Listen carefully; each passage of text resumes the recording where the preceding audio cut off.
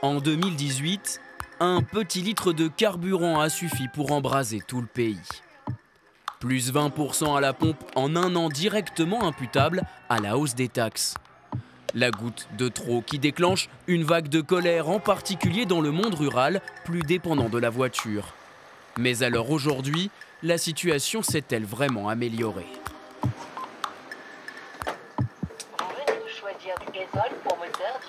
Quand on est sorti dans la rue il y a 5 ans, il était à 1,40. On était déjà pas content. Et puis maintenant, on est presque content quand il n'est pas à 2 euros. C'est une arnaque totale, quoi. En fait, on est gouverné par des citadins qui pensent métro, qui pensent covoiturage, qui pensent mobilette ou trottinette. Et en fait, c'est pas du tout gérable à la campagne. En plein cœur de l'Orne, ce professeur d'anglais exerçait en 2018 dans 2 établissements différents. Se déplacer en voiture était donc inévitable, mais pas à n'importe quel prix. À l'époque, j'avais beaucoup diminué mon kilométrage. J'étais passé de 35 000 à 25 000 km par an. Et je continuais à payer le même tarif en carburant.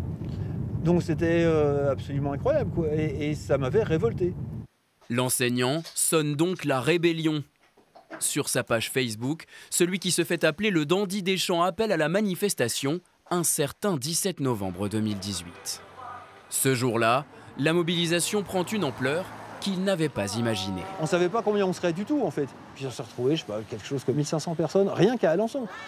Sur C, en même temps, il y avait 300 personnes. Sur Argentan, Flers, 1000 personnes à chaque fois. Il y en avait à l'Aigle, à Bellem, partout dans le département. C'était inouï. Pourtant, 5 ans plus tard, Steve de Romanet a la sensation que le message n'est pas passé. Notamment sur une revendication forte des Gilets jaunes, le retour des services publics dans le monde rural.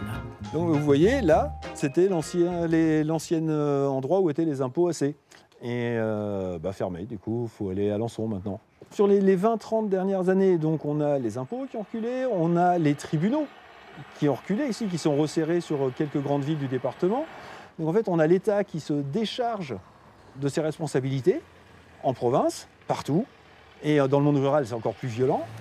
Si le mouvement des Gilets jaunes n'est pas parvenu à vraiment changer la donne, cette gigantesque mobilisation citoyenne constitue selon lui un tournant historique.